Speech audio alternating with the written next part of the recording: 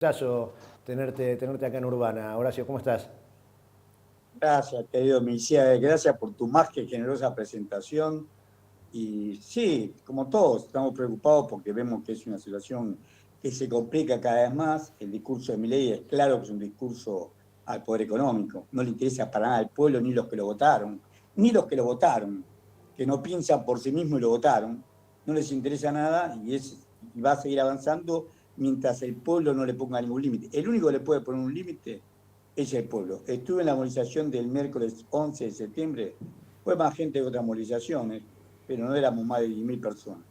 Y Ujú. tenemos que ser por lo menos 10 veces ese número. Y para eso hay que llamar a un paro, porque ¿por qué no fueron los bancarios?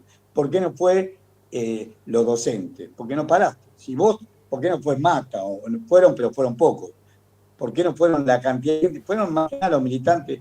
¿Por qué no llamamos un paro? O sea que el principal problema que tenemos nosotros, este va a seguir avanzando y ahora vamos a hablar de este modelo. Pero el principal problema que tenemos es que no llamamos un paro y una movilización masiva en contra de estas nefastas políticas de este hombre que ya le cabe el artículo 29 de la Constitución Nacional.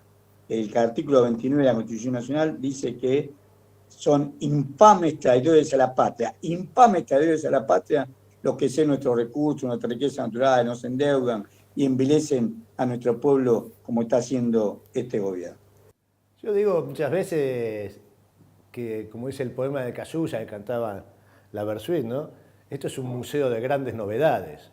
Mirá, totalmente de acuerdo, me decía eso. Yo te decía lo siguiente, la planilla del presupuesto, en la cuenta de inversión del año 2023, la cuenta de inversión fue el presupuesto ejecutado y se presenta ante una comisión mixta revisora de cuentas en el Congreso de la Nación. Ya entró el 30 de junio. En esa cuenta de inversión dice que el gasto público de la Administración Nacional en el 2023 fue del 19,9% del PBI. 19,9% del PBI, que es mayor que este, porque también la misma planilla de presupuesto reconoce que este año el Producto Bruto va a tener una caída de 3,8% del PBI, pero 9,9% de un PBI mayor. 19,9% de un PBI. Y ahora dicen que en el 2024 va a ser de 15,3%, o sea, casi una reducción del gasto público del 4,6% del PBI. Esos son equivalentes en pesos, pero equivalente a 21.700 millones de dólares. O sea, baja el gasto público en 21.700 millones de dólares. No lo puede justificar solamente con los 31.000 agentes que echó. No lo puede justificar con reducirle el gasto previsional. El gasto previsional era 9,1% del PBI en el 2023, está en la cuenta de inversión, y él lo reduce en 1,8% del PBI. Tampoco lo puede justificar con la paralización de la pública y con la menor transferencia a la provincia. O sea que nos está preparando un mayor, para que sean ciertos estos números de caída de 21.700 millones de pesos en pesos en el presupuesto público, están preparando nuevos ajustes y nuevos despidos en lo que resta del año. Porque si no, no te puede dar un presupuesto que era 19,9% a hacer ahora 15,3%. Un brutal ajuste fiscal y no hemos visto lo peor. O sea, nos está preparando para cumplir eso. Tiene que volver a echar gente, tiene que volver a reducir el gasto, tiene que volver a frenar las partidas a las provincias y tiene que paralizar toda la obra pública.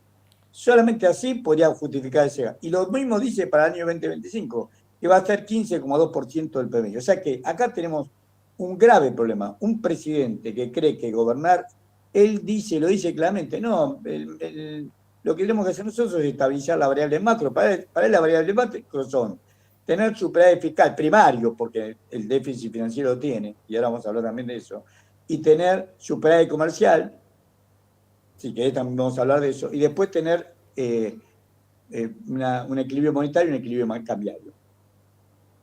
Supuestos macro, pone que el tipo de cambio va a ser en diciembre de este año va a cerrar en 1.020 pesos. Y el último día hábil de diciembre del año que viene, 1.207 pesos. O sea que va a crecer solamente 18,3%. La inflación va a ser 18,3% y el tipo de cambio va a crecer 18,3%. Primera inconsistencia macro. El carry trade, la bicicleta financiera, los muchachos vienen y compran títulos ajustados por inflación. Por ejemplo, el mes pasado, el mes de agosto, el IPC fue 4,2%. El grueso de los títulos de deuda interna son ajustados por inflación, 4,2%, pero la devaluación fue un 2% mensual. Ahora va a ser menos, ahora va a ser 1,3, 1,4% mensual el año que viene, pero para este año 2%. 2% mensual. 2% mensual y la inflación fue 4,2%. Ellos en dólares ganaron 2,2%. Eso no lo ganan en Estados Unidos en un año. La tasa pasiva que le pagan por una letra del Tesoro de Estados Unidos o un bono de deuda de Estados Unidos es 1,2, 1,3% anual. La pasiva, la activa 3%, pero la pasiva, la que te pagan a vos por ser tenedor del bono, que es lo mismo que te pagás al tenedor de bono acá. Acá le pagás por inflación en un mes, en el mes de agosto le pagaste 4, o sea, ganaron 2,2% en dólares, con una devaluación del 2%. Ganaron 2,2% en dólares. Esto, Si vos, Horacio, esto es sí. muy importante porque, viste, todos somos la casta, el ajuste es para todos, primero no se puede gastar más de lo que entra, ¿no? Ayer fue el eje del discurso, esta nueva visión presupuestaria. Entonces, bueno, primero vamos a ver cuánto tenemos y después vamos a ver cuánto gastamos. Pero claro, en eso primero cuánto tenemos, la prioridad es pagar la deuda. ¿La deuda que tomó quién? Son los mismos tipos que se beneficiaron, que se están beneficiando con esto que vos decís ahora, porque hay alguien que está ganando con esta tristeza colectiva. Ese fue el mensaje que hizo. A ese sector que gana le dicen, mire, aunque esto no le gustó, esto que la inflación sea 18,3%, escriben que va a ser 18,3% en el 2025, y es lo mismo que van a evaluar el tipo de cambio, no le gustó para nada al carrete y a la bicicleta financiera. Pero hasta acá, primero lo que dijiste vos es una verdad muy grande. No se investigó la deuda. Cuando se fue Cristina Fernández de Kirchner, la deuda eran 222 mil millones de dólares. En diciembre del 2015, la deuda pública nuestra era 222 mil millones de dólares, no teníamos deuda con el Fondo Monetario Internacional, y el grueso de la deuda, el 60% era intrasector público. La deuda era por los canjes que había hecho Néstor Kirchner con una quita del 65% y deuda con organismos internacionales para financiar obra pública, vivienda, puentes, represas. Esa era la deuda. La deuda del 31 de julio, el último dato publicado por la Secretaría de Finanzas de la Nación, es de 452.071 millones de dólares. La duplicó. ¿En qué se gastó? Si vos me dijeras a mí, mirá, recuperamos el Puerto Rosario, tenemos el río Paraná nuevamente nuestro, nuestra marina mercante, se construyó 3 millones de viviendas, no se compró un ladrillo. Duplicaste la deuda y es lo que decís, ¿quiénes son los que duplicaron la deuda? ¿Quiénes son los que benefician con esa tenencia de la deuda? La deuda la podemos dividir en dos. Una la tienen los bancos, porque ellos tenían la LELIC.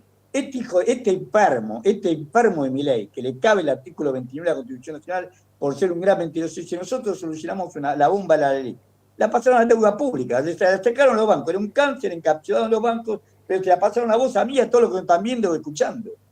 Por eso te digo que le cabe el artículo 29 de la Constitución Nacional. Es infame, porque es mentiroso, traidor a la patria, le pasa la deuda. Es lo que está diciendo vos, le pasa la deuda que de los bancos a todos nosotros, al Tesoro de la Nación. Los bancos son, el principal financista de la deuda interna es el Banco de la Nación Argentina.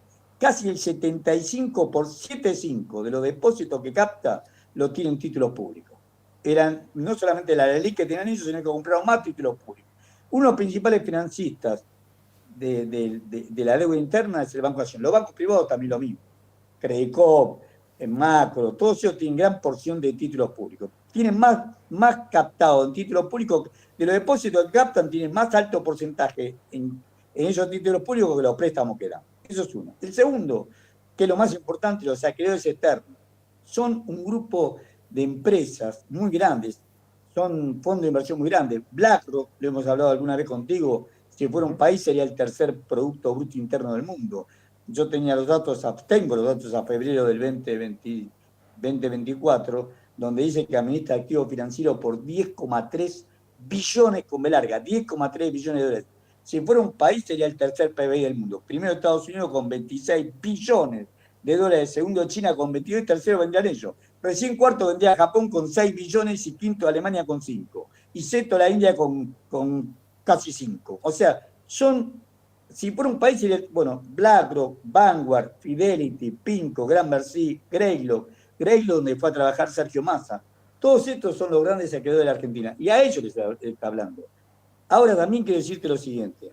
En los números del presupuesto acá hay una reestructuración de la deuda. O sea, no solamente, ahora que hemos hablado que ellos tratan de llegar al 20 de enero del 2025, aunque ya arrastrándose, porque están esperando el cambio de gobierno. Pero no porque gane Trump o gane Harry, lo mismo. ¿Por qué? Porque estos grandes grupos acreedores BlackRock, Vanguard, Fidelity, Pinco, Gramercy, Greylock, todos estos son de Manhattan, del corazón financiero de Estados Unidos, y tienen influencia sobre el Fondo Monetario Internacional. Le van a decir, mira, prestar estos tipos porque esa plata la cobro yo.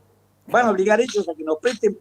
¿Por qué aumentan la deuda? Porque cuando se reglamentó el RIF, el régimen de incentivo a las grandes inversiones, cuando se reglamentó, hace 2 viernes atrás, se reglamentó la ley mal llamada base y punto de partida, se fue reglamentando como parte. La última parte fue el RIGI. Pusieron claramente que van a tomar los títulos de deuda al 100% de su valor. O sea, ellos cuando más títulos de deuda tienen, mayor poder van a tener sobre nosotros y van a utilizar en el RIGI, que necesitan 200 millones de dólares como mínimo, van a utilizar parte de los títulos de deuda. Entonces Bueno, estamos en un círculo. esto lo dijo ayer claramente el presidente, ¿no? ¿Cuáles son, para qué hacer el superávit? ¿Cuáles son las prioridades del Estado? Un Estado que se corre y favorece a algunos en perjuicio de las mayorías. Esas son las prioridades que él fijó. Y le dice a las provincias, para aumentar el ajuste y la presión, ustedes tienen que ajustar 60.000 millones. O sea, no le vamos a mandar guita. El Estado Nacional no va a construir ni ruta, ni va a financiar empleados, ni va a construir casas, donde viven hacinados, dice. Y además ustedes tienen que hacer el ajuste de 60.000 millones de mangos. ¿Qué significa esto para el conjunto del país? Ignorante. Vamos a empezar por la tercera, por la provincia. El último presupuesto consolidado, o sea, ejecutado, consolidado, nación, provincias y municipios, fue el del año 2022, porque todavía las provincias y sobre todo los municipios no cerraron los presupuestos del año pasado. No lo presentaron en su propia legislatura, después recién ahí la Secretaría de Hacienda compila todos los presupuestos. El último consolidado de lo que se llama el sector público argentino, nación, provincias y municipios, es del año 2022. En el año 2022 el total de gasto público era 43,4% del PBI. Él, por suerte, no pone fecha, en su grado de locura no pone fecha, pero él insiste que antes de ser candidato, cuando era candidato a presidente, antes de ser presidente, y después, cuando hizo el pacto de mayo, que lo hizo el 9 de julio en Tucumán, que el gasto público debe ser consolidado al 25% del PBI. Hecho Chile, hecho Paraguay, países donde el Estado no tiene una presencia fuerte como nosotros. Nosotros, gracias al peronismo, tenemos un Estado fuerte y presente y regulacionista, que es lo que él viene a desarmar. Por eso el ejemplo de él es Chile o Paraguay, donde el Estado es un Estado ausente y la población se la rebusca como puede.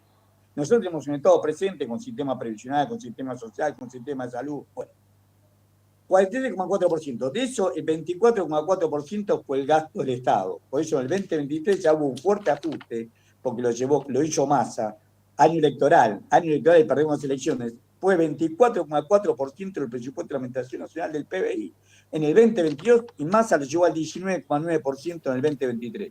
Una brutalidad, pero este sigue ajustando más todavía. O sea, Massa y Milei juegan en consonancia, aunque no parezca. No sé si nos parece, pero digamos, juegan en consonancia. Las provincias tenían 15,7% del gasto del presupuesto y los municipios 3,3% del PBI. Él quiere reducir en 60.000 millones de dólares, como decís bien vos. Él dijo eso, 60.000 millones de dólares. Es 12,7% del PBI. Quiere decir que las provincias tienen que gastar solamente un 3% de las provincias. En vez de gastar un 15,7% como gastaron en el 2022, deberían gastar un 3% del PBI. Es una gran inconsistencia y una gran mentira. Es un mito de él. Eso no lo puede hacer. Pero sí lo que está haciendo con ese pretexto es lo que decís vos también. Él va a preservar el equilibrio fiscal. Y el equilibrio fiscal significa que yo tengo que pagar la deuda. Deuda que no investigó. Deuda que lo tiene a los que cobran. Porque ¿quién cobra la deuda? Estos bonistas. Greylock, Pinco, Franklin Templeton, Gramercy, BlackRock, Vanguard, todos son los principales cobradores. Y los bancos. O sea, vos estás trabajando para que cobren los bancos y para que cobren sobre todo estos grandes acreedores de deuda eterna. Una deuda que no se investigó, que no sabemos a quién benefició. Repetimos, no se compró un ladrillo. Aumentaste la deuda de 222.000 millones de dólares en el 2015 a 452.071 millones de dólares a julio, porque ahora en agosto va a ser mayor. Deuda que se acrecienta todos los meses, porque se capitaliza en intereses, se acrecienta todos los meses. Y él dice, la prioridad es pagarla. Y si los ingresos, se acaba lo tercero. Si los ingresos no alcanzan, mientras los ingresos, él piensa que los ingresos van a crecer. Mirá lo que dice en el presupuesto, esto ya está en el marco del presupuesto. Él piensa que los ingresos van a crecer por encima de la inflación. O sea que cosa que no está pasando. Los ingresos, mes a mes, crecieron en los primeros meses, pero hasta mayo. Pero a partir de junio, julio, agosto, va cayendo la recaudación de ingresos. O sea que el presupuesto que ponen ellos estiman un crecimiento de ingresos que no está pasando desde junio de este año. Se está cayendo los ingresos, ¿por qué? Porque los ingresos están atados al nivel de actividad. La principal fuente de ingreso de la Administración Nacional es el IVA. El impuesto al valor agregado está atado al consumo. Se cae el consumo global, se cae. Él como lo justifica estos números. Mirá lo que hace. Él reconoce que este año caemos 3,8% del PBI. Es evidente, no lo puede mentir. Pero dice que el año que viene vamos a crecer 5%. Dice que van a haber inversiones por 50.000 millones de dólares. Eso justificaría por qué la tasa de inversión interna bruta fija este año cae un 22,2%. Esa tasa que puso en el presupuesto, él no lo leyó, pero que está en el presupuesto que cae 22,2%, es la tasa de crisis. Pasó en 1989, en el 2001. Cae fuertemente la inversión interna bruta fija, cae el PBI. Bueno, y él ahora dice que se recupera de la noche a la mañana después de estos 50.000 millones de dólares, que es su sueño. Este está como Pero ya Hitler. empezó, pero ya empezó. Empezó con los 75 millones que puso en tierras públicas Ahí está. Mirá la Galperín. burla. Está cerca. 75 millones de dólares y él piensa 50.000. O sea, en su delirio. Lo mismo que Hitler pensaba cuando estaba en el búnker a fines de abril del 45, que la sexta división, y estaban todas destrozadas por el ejército ruso, y él pensaba que le iban a revivir, que no, porque voy a poner ese grado de delirio y se pegó un tiro. Ojalá que lo copie, por lo menos que lo copien eso. Imagina cosas que no va a pasar. 50.000 millones de dólares de inversión el año que viene no va a pasar porque a lo sumo el RIGI va a ser, con toda la furia en el tema petrolero, 10.000 millones de dólares. El que iba a poner 4.000 millones. Te hago un paréntesis ahí, o una coma. Pues suponete que ingresaran algunos miles de millones de dólares de inversión vía el RIGI el año próximo. Claro, resulta que el RIGI, ¿cómo nos dejaría esa inversión plata en el país? Porque si se achican los impuestos y en base del RIGI, además no tienen que pagar un mango, esas empresas que invierten, ¿cómo quedaría plata en la Argentina? Bueno, los primeros 4 años tienen que liquidar los dólares acá. Al quinto año ya no tiene obligación de liquidar los dólares. Los dólares que exporten no tienen que liquidar acá.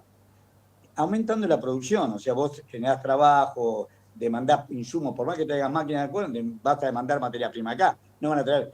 Algún efecto multiplicador tiene, pero no van a venir. O sea, si fueran 50.000 millones de dólares, y sí, no sería nada raro que el país creciera, porque crece la inversión. Bueno, sí.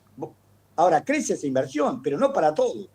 No van a venir, desde ya no van a venir, pero aparte que sería el cholo, pero no al resto del país. Vamos a tener una economía dualizada, un sector que crecería fuertemente. Vos sabés que yo soy tucumano de nacimiento.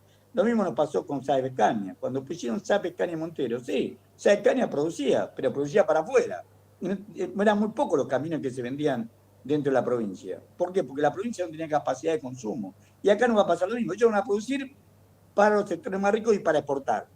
Pero, ¿quién va a consumir si se cae todo el nivel de actividad? Todo lo demás se cae la industria textil, alimenticia. ¿Quién va a invertir un peso? Vos tenés que producir ropa. No vendiste la ropa de este año, ¿para qué vas a producir más? O bancos, o lo que quieras vos, o heladera, o auto. La industria automotriz no va a invertir porque no vende un auto, o vende muy poco.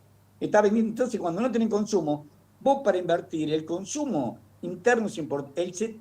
Ahora es menos, pero en la Argentina históricamente el 70% de lo que producíamos se destinaba al mercado interno. Este modelo que quiere hacer él es un modelo extractivista para vender afuera, no hace el crecimiento interno. Hay un efecto multiplicador seguro, hay un crecimiento por inversión seguro, pero está encapsulado, está sin extenderse al resto de la economía. Ese sector va a crecer y se va a enriquecer a costa del recurso nuestro, porque el recurso del petróleo que no solamente le pertenece a la Argentina actual, sino a las generaciones venideras, le pertenece a tus nietos, Misías, y a los nietos de tus nietos. Bueno, esto es lo que va a regalar para el negocio de ellos, y algún efecto arrastre mínimo va a tener, un efecto arrastre mínimo va a tener, pero, como decís muy bien vos, no el fundamental, porque el consumo de alimentos, ropa, de medicamentos, de enseres personales, de gasoil o de nafta para el combustible, para el colectivo o el tren, eso no va a crecer. Decía Cristina Fernández el día viernes, ahí en Merlo, que además de loco no sabe. La gente cree que sabe, pero además de Milei, además de estar loco, no sabe. ¿Tiene razón, Cristina? Por supuesto. Mirá, yo te voy a decir la verdad. Yo enseño esa materia, se llama Historia del Pensamiento Económico. Nunca lo di a Murray Rothbard. Él copia y lo plagió. Él toma un economista marginal. Lo que sabe bien es la economía marginal de Murray Rothbard. A los perros le puso los nombres de a uno Murray, a otro Rothbard. O sea, es economista. Es economista, sí. La economía de él, pero eso no es economía, eso es un delirante. Terminó esquizofrénico, murió en 1995 de esquizofrénico. Su ídolo y referente murió de esquizofrenia mueren por degeneraciones neuronales por la fortaleza del medicamento. Pero era enfermo esquizofrénico y él lo plagió.